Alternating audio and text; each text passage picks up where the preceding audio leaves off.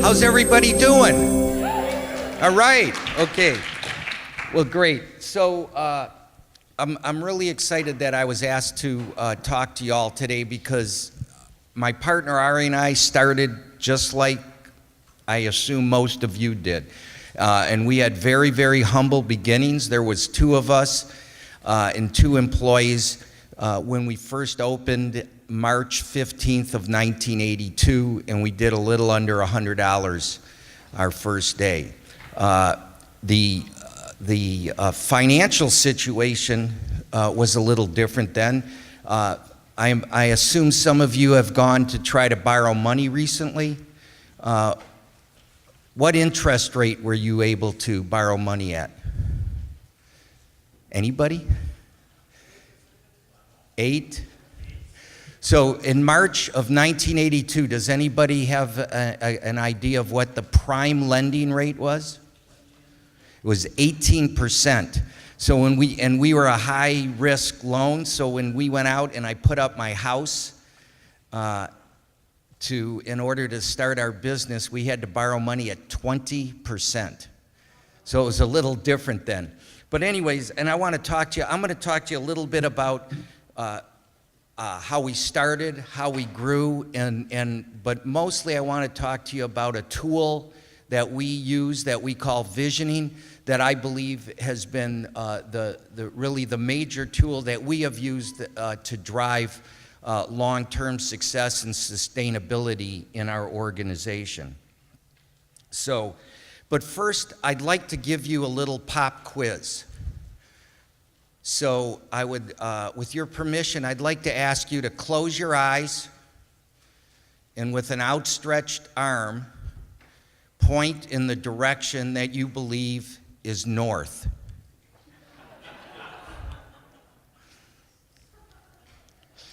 Okay, now, everybody keep your arms up, open your eyes, and we got a problem.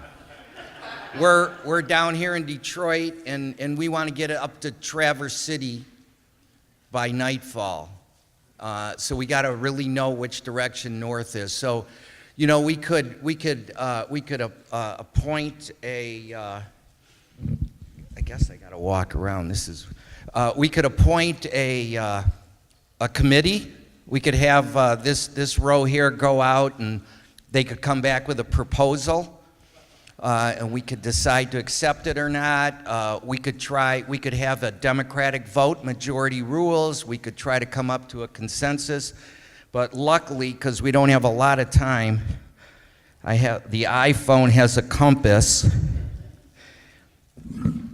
And magnetic north is about this direction here.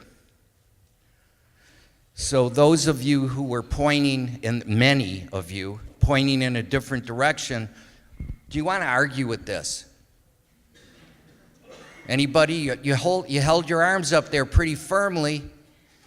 Nobody's going to argue? Of course not, because that's a natural law. And if we don't pay attention to natural laws, we get in really big trouble. The point I would like to make is that I believe in business, there are some natural laws.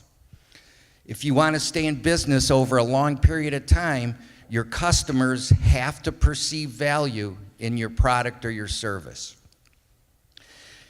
If you want employees that are going to perform at a high level, then you have to give them very, very clear, well-documented expectations, proper training, and the resources that they need. If you want your employees to give really great service to your customers, then you as a leader in the organization have to give really great service to your employees.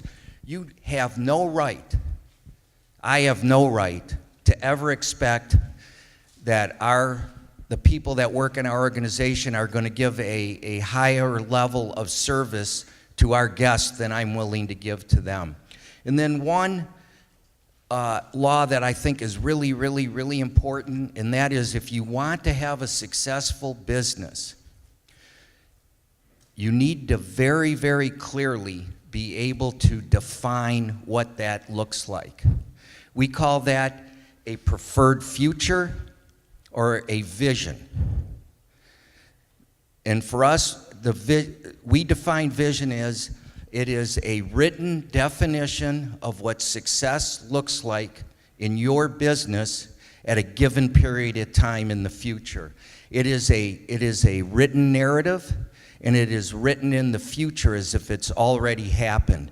And we feel that there is no more powerful engine that is going to drive a business toward long-term success than an inclusive, inspiring vision of the future that everybody in the organization understands. And so I'm going to talk to you a little bit about our history, and then about how we came upon understanding visioning as a tool and how we've used it, because we didn't really know about it when we opened, but we did have a vision. We just didn't have the vocabulary for it at the time. So my partner, Ari, and I, we found ourselves working in a restaurant together in Ann Arbor back in the late 70s. And I grew up in Detroit, and my partner grew up in Chicago. And, you know, when we were coming up, there was a delicatessen in your neighborhood. In my neighborhood, it was 6 Mile in Livernois. It was Lou's Finer Delicatessen.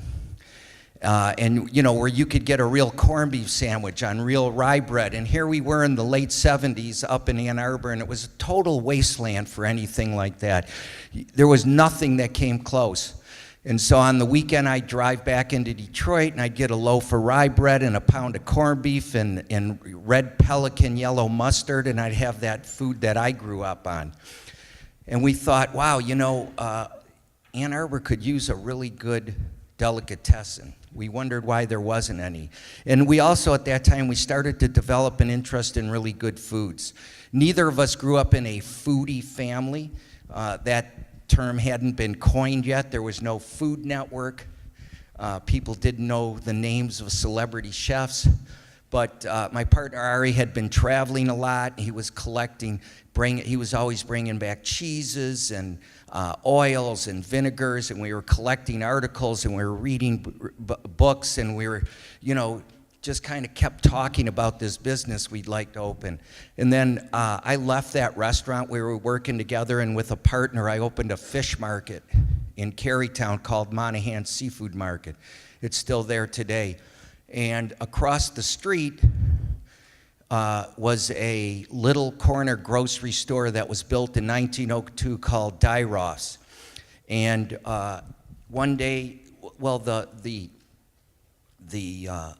owner of that grocery store retired. He sold that building to someone who tried to have a restaurant in there that was really bad, and it didn't last long. It lasted a few months, and he closed it down. And he knew that I had managed restaurants, and he came to me and asked me if I wanted to go partners with him and reopen it with him, which I definitely didn't want to do, but I really liked the building and the location. And I said, I'd like to just lease that building from you with everything that's in it. And he was more than happy to do that. He'd been paying a mortgage on this building. He had lost all this money, and so he said, okay. So the next day, I went over to Ari's apartment, and I knocked on the door, and I woke him up, and I said, I found the location to open this delicatessen we've been talking about. And so we sat down at his kitchen table, and on a Smith Corona electric typewriter, we typed out our initial plan, our vision. It was about 6-7 pages. I still have the original yellowing paper. And we said that we were going to have this specialty food store. We were gathering the finest food products from around the world.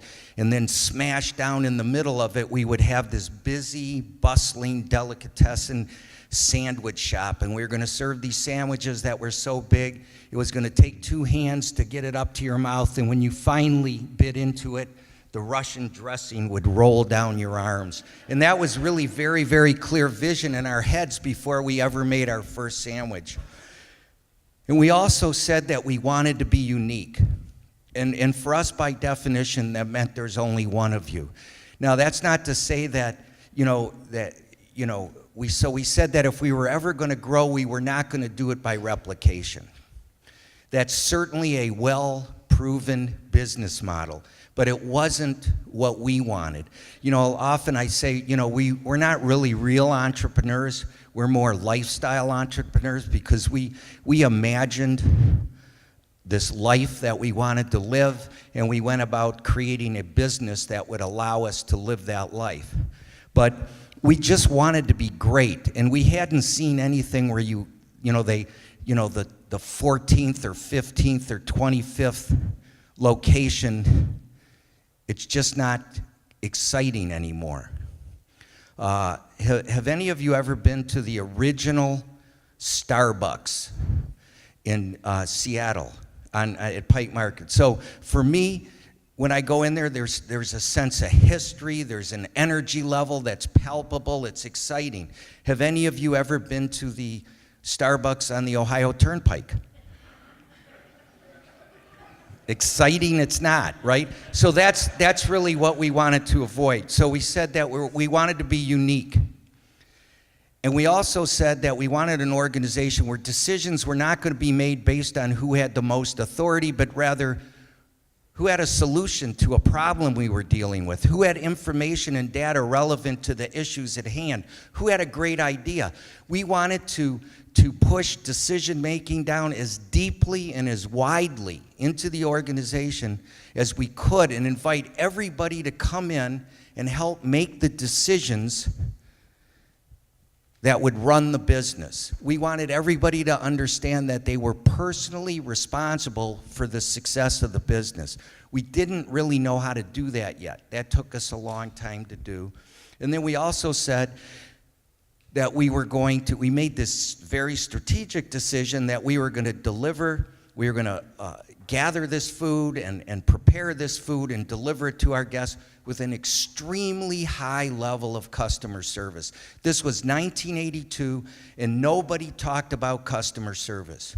Customer service was only transactional, and it was only what happened after a sale. The shoes were the wrong size. The dress was the wrong color. It was the second floor at Macy's. If you went to the bookstore back then and you went to the business section and you wanted a book on customer service, you wouldn't find it. You could special order it. It would be an academic publication, and that's because nobody talked about it then. Now today, if you go to the bookstore and you go to the business section, there's dozens and dozens of books on customer service. One of them we feel is better than all the others. It's called Zingerman's Guide to Giving Great Customer Service. But see, we were going to bring in a lot of products that they were costing a lot more than people were used to spending. And we were bringing in products that they didn't know even existed. And we thought that one of the ways for getting people to feel comfortable asking about those products and trying those products was to give them this very high level of service. And when we opened, we had products that you would have to go to New York or San Francisco to find. But today, you could probably get almost all the products that we have and carry at probably 15 different places within a 3-mile radius. But still, only at Zingerman's are we going to wow you and service the hell out of you and have you understand that you are absolutely the most important part of our day, and that the only reason we got up and came in and opened the door and turned on the sign and put the drawer in the register was on the chance that you would grace us with your patronage. I guarantee you that there is nobody in our town that gets up in the morning and says, if I don't get a $16 sandwich, I'll kill myself. Or if I don't get an $8 loaf of bread, life isn't worth living. We had to give them a reason, and that was going to be that. So in March 15th of 1982, with my partner Ari and 2 employees, we opened. And we were lucky. We hit it right. People did want to try a lot of. Now, we worked hard. And we thought hard about what we were doing, but also the timing was good. And we were in a town, we're in a university town where we have people come from all over the world. We have people that live there and travel all over the world. So it was kind of a pent-up demand for all these products. But I'll tell you, when you were starting out, and many of you probably, maybe you went to a boot camp or a business incubator, and they talked about doing a market analysis. If we had gone to the U of M Business School in 1982 and asked them what the market was for fresh goat cheese or extra virgin olive oil, they'd say, don't bother, don't open. Okay, so it's not always about that. We were passionate about a product, and we believed we could create the market for it just by sheer force of will. So, but anyways, we opened and we were busy. Our friends would come in to congratulate us, and we'd throw an apron at them and ask them to get behind the counter and help. And it went like that for many years. Things were going great. Sales were going up. Profitability was steady. It was a lot of fun working there. We were getting written up. We're winning awards. We're getting a lot of notice. And then about 8-9 years into it, there were things in the workplace that started to cause concern to me.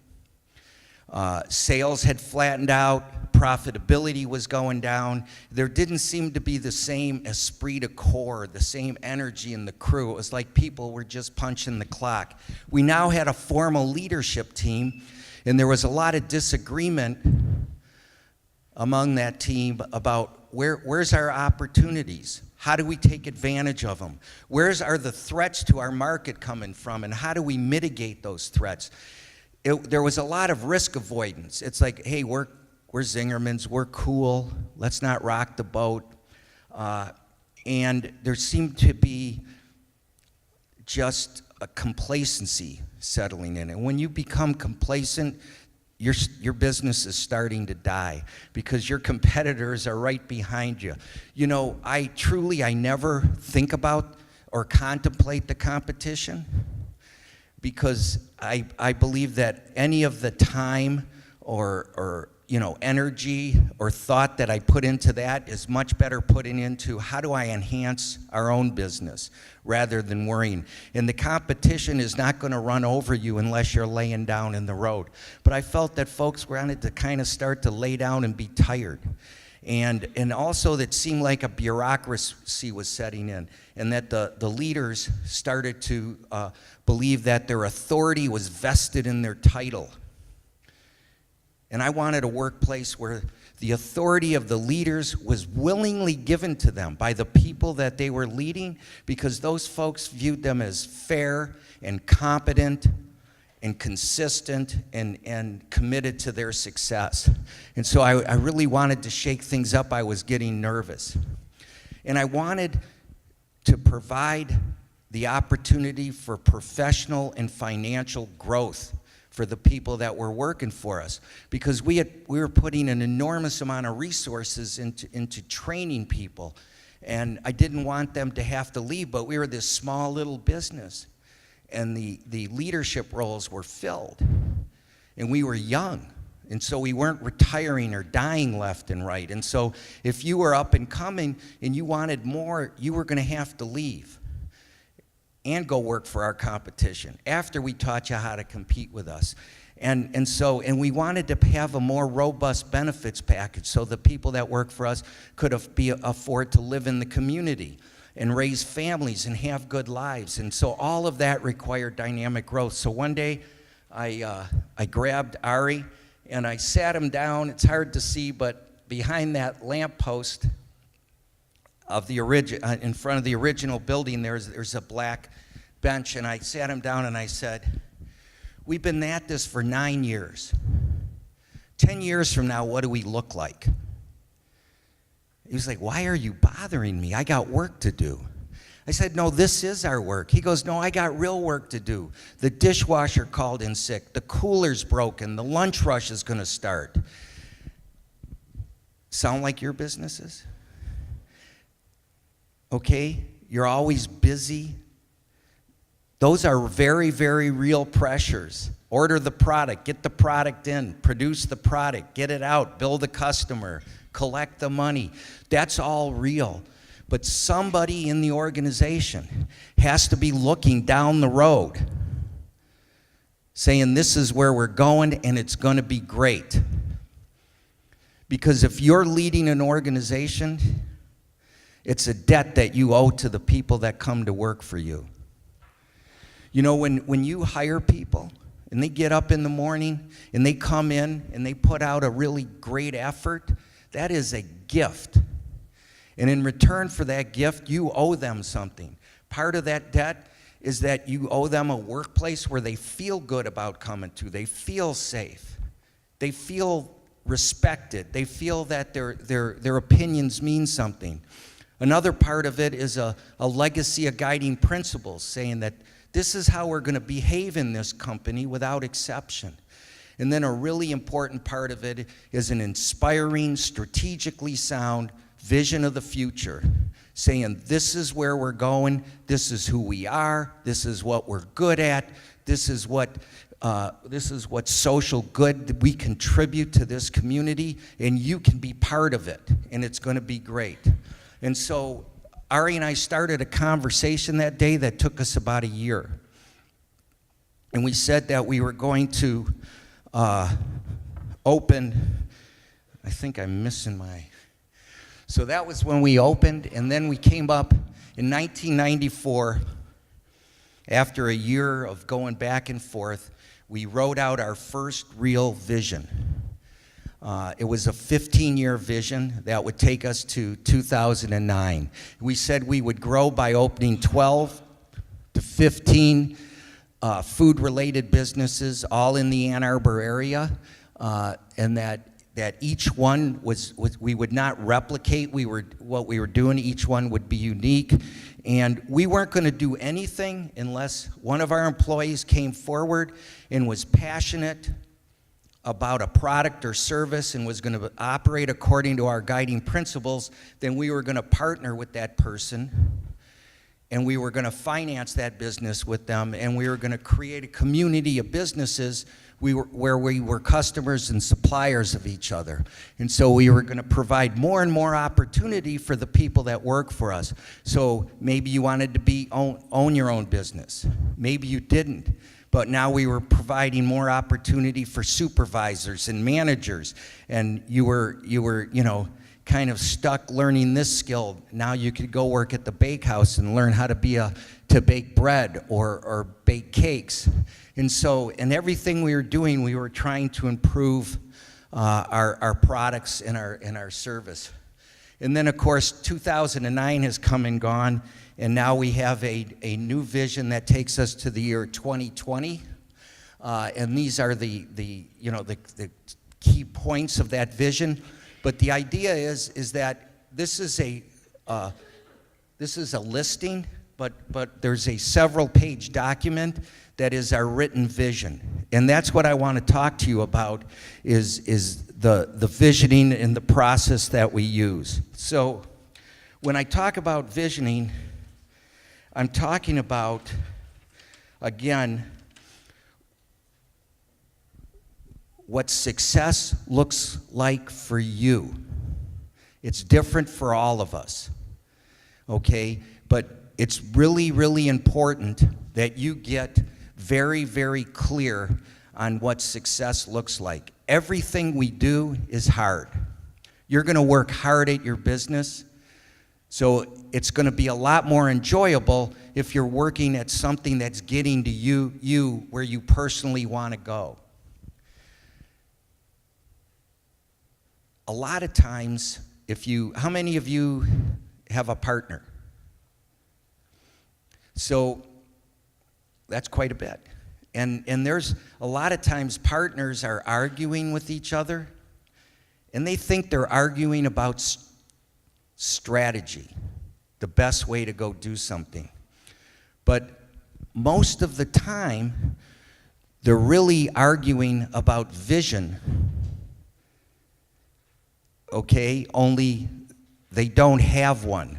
They don't have a shared vision. See, if we're going to start a business tomorrow, and I think in 5 years we're going to be a $25 million business, and you would like to be a $3 million business.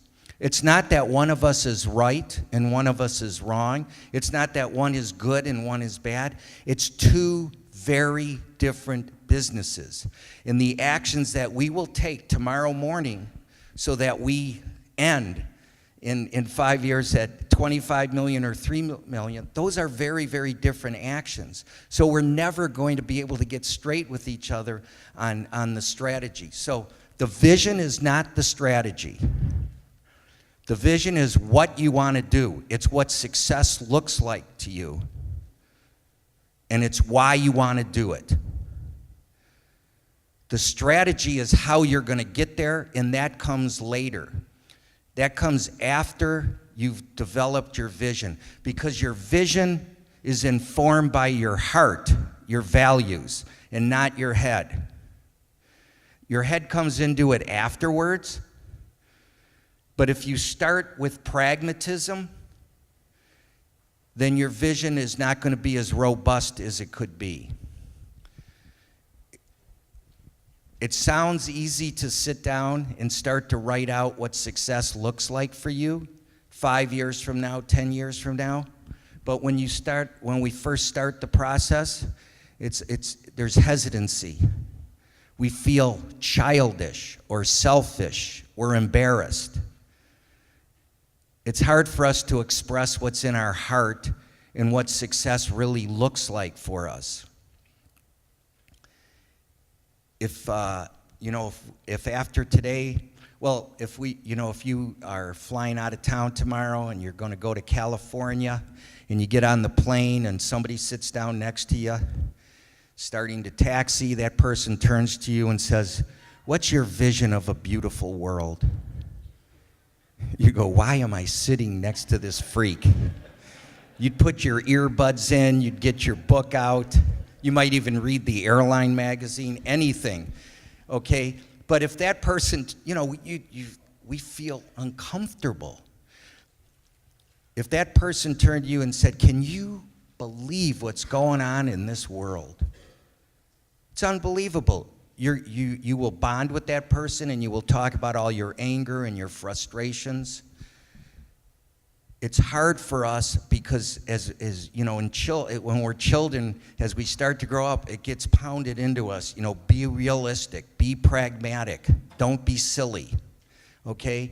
But if you're going to have a robust vision, a vision that's going to help you describe the kind of business you want and the life you want to lead, then you got to get very, very clear on what success looks like to you.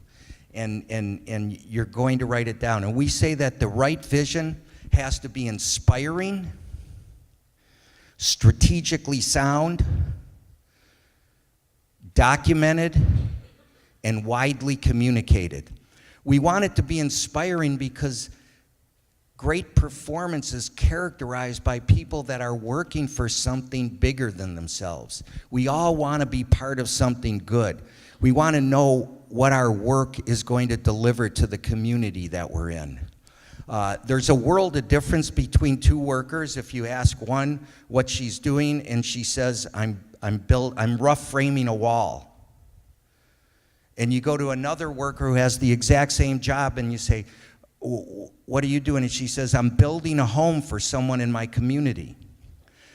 I guarantee you that second worker is working for an organization that knows who they are, where they came from, where they're going, and what it is that they're contributing. And that worker is going to is performing at a much higher level with much greater passion in the work. So we want it to be inspiring. But it has to be strategically sound, because ultimately we are governed by the rules of the marketplace. So you can have the most idyllic, romantic notion of this business that you want. If it's not grounded in a marketplace reality, that is not a vision, that is a fantasy. And a fantasy is not going to drive your organization toward long-term success. And then we say we need to document it. We need to write it down. Why would we do that? And just shout it out. Why would we write it down? It makes it real. Any other good reasons? You're going to forget it, right? You got a reference point. It keeps us on track. It holds us accountable. It's easier to communicate. Yeah, those are all great reasons for why we want to write it down, okay? And because, one thing that I've learned is that anything worth doing, anything of significance, from the time we sat together and, maybe we had a strategic retreat, whatever it was, we sat and we came up with this beautiful idea. And then all the way down here on the timeline, we look around and by every metric we've put in there, we've met it and we're successful and we're popping the champagne. Somewhere along this timeline, it's going to look like a total failure. It's when you go, wasn't my idea. I knew it was stupid the minute it came out of your mouth. Well, wait a second. We wrote it down and you signed your name to it. Okay? So we hold ourselves accountable. And on a metaphysical level, we believe that if you throw it out there into the universe is going to conspire in all these ways that you could not have imagined to help you be successful. But the universe will not, that help doesn't come unless you put it out there. And then after we document it, we're going to communicate it to everybody you believe that can be part of helping you. We let everybody know what that vision is. And I want to show you where this really comes into. I'll go back to that if we have time. But look up here. We have a graph, and over there on the left side, it says cost of innovation. Okay. And along the bottom, it's the return on innovation. So, when you want to do something, you have to consider the cost. And then initially, that cost is going to be high, and over time, it should come down and level out. You want to buy a new piece of equipment that's going to help you, meet the sales demands. They were talking earlier about if you take in large orders, do you have the capacity to do it? Anything you're going to do, there's a cost to it. And then what we're looking for is a return on that innovation. It's going to start slowly, trickling, and then it should ramp up over time, right? In order to, what you get in the middle there, so at the beginning, you've hatched an idea, and over on the right side, it's working well. The cost is leveled out, and the return on that cost is great. In the middle, we have that zone there. I call that the zone of doubt and blame. That's when the finger pointing starts. Some of you are laughing because right now you are living in that zone. Some of us spend very long periods of time in that zone, right? It can be days, weeks, months, years, right? But you do not get from start to finish if you're doing something significant without going through that zone, okay? What gets you through that zone is your vision. Because when you've started something, when you've hatched that idea, the new plan that you're going to do, and then the minute you leave the room, the meeting, the work starts. And then there's times where you kind of feel like an elephant on roller skates in the sand, and making progress is very, very hard. And your staff starts to go, why are we doing this? This is horrible. It was so much better than before. before was so much better. And so the vision, it's the leader's responsibility, is to continually point to that vision and say, we sat in that room, we talked about that beautiful future, and we're gonna get there. And the vision is a horn that you blow, and you never play an uncertain tune. And like Joshua at the walls of Jericho, you just keep blowing on that horn until you go get through that zone of doubt and blame. And that leadership takes character, okay? It takes leadership to continually point to that vision, and it has to have a leadership that has character. And I define character as the ability to persevere, to carry on long after the romance and the euphoria of having come up with that idea subsides. Usually the minute you leave the room, okay? So that's really, how much time do I have left? 5 minutes? Okay, so,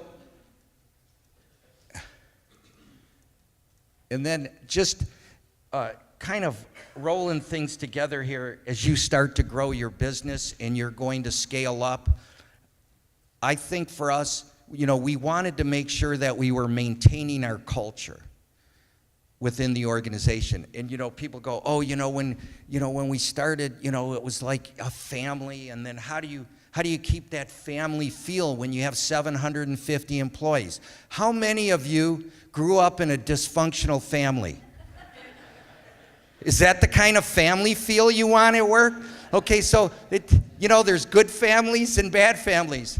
There's good organizational cultures and bad organizational cultures. It's not like a family. It's how do you treat each other? And if you continue to treat each other the way you initially envisioned, you're going to be okay. So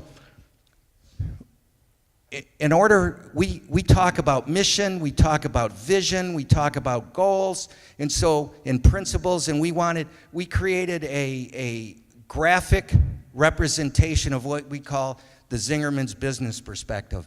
And the border all around there, they say it's the Zingerman experience. That's our mission, is to provide the Zingerman experience. It's great food, it's great service, it's staying profitable. Okay, that encompasses everything we do, and that's a really big, giant goal that we never get to. It's like the North Star. It provides essential direction for us. Writing right below it, you see vision. We've talked about vision. We write a vision for every single thing that we do in the organization. Is it a new opening and closing list? Is it a new recipe? Is it a marketing initiative, a sales initiative, a new partner? We sit down and write a vision, and it could be 2 paragraphs. Sometimes people write visions for their shift. They have a preferred future for how they want their shift to go, and they write it out. So the supervisor writes it out and shares it with the crew, okay? So remember, the vision is measurable. It can be time-bound. For us, it's geographically bound. We don't do anything outside of Washtenaw County, okay? And then in order to turn that vision into the results that you want, and for us, we have 3 bottom lines: great food, great service, and great finance. You see principles in there. If the mission is the game we're playing, and the vision is what we're trying to accomplish in a given period of time while we're playing that game, the principles are the rules by which we're going to play the game. And they're important in 2 specific areas. In one, they define the levels of excellence that everybody strives for. So it's very, very clear. And the systems are the tools that allow us to achieve those levels of excellence. Recipes. SOPs they talked about. SOPs are the tools that allow us to, put out a safe product, put out a consistent product, right? So the systems are the tools that allow us to achieve the levels of excellence that are defined in the principles. The other area where the principles are important is they're going to define the personality or the culture of the organization. How do we relate to each other, to our customers, to our suppliers, to the media, to the public at large. The systems are how we want things, say things are supposed to happen, and the culture is how they actually happen. How many of you work for an organization where they purported to be one thing but behaved quite differently? And what was that like? Fun? No, kind of mildly annoying to absolutely toxic. Okay, so you want to be an organization that walks the talk, because and we write down, we have our guiding principles are written and they're described and there's a glossary. And if you do that in your organization, it's the same thing as you are standing in front of everybody and you're saying, this will be the reality within this company without exception.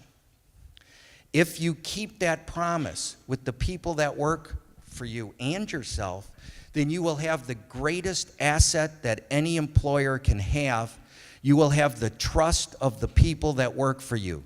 And if you have their trust, you can be extraordinary. You can accomplish great things, and you can have an enormous amount of joy doing it. If you don't keep that promise, you squander that capital, you lose their trust, you're going to be an average, middling to poor organization. You want to be a principally driven organization. That can always be a strategic differentiator in the marketplace. And if you are principally driven, there are times where it is awkward and embarrassing and uncomfortable and expensive. Principles are not principles until they cost you something.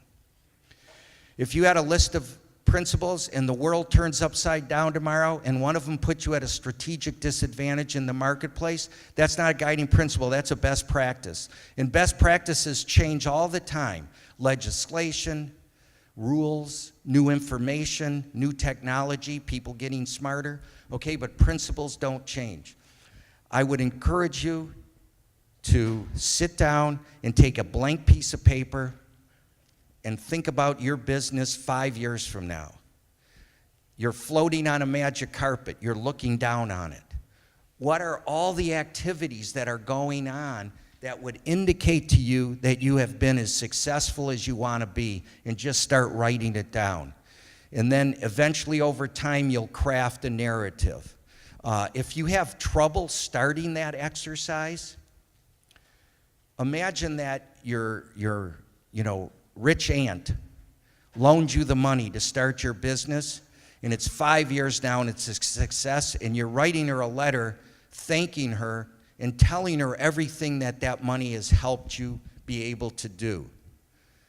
But write down a vision. There is nothing that is tool that is going to drive you towards more long-term success than an exciting, achievable vision of the future. And also, I encourage you to write down a set of principles that will outline to all the people that work for you how life is going to happen within the organization, and then stay true to those principles. All right, well, let's give Paul a great hand. All right, thank you.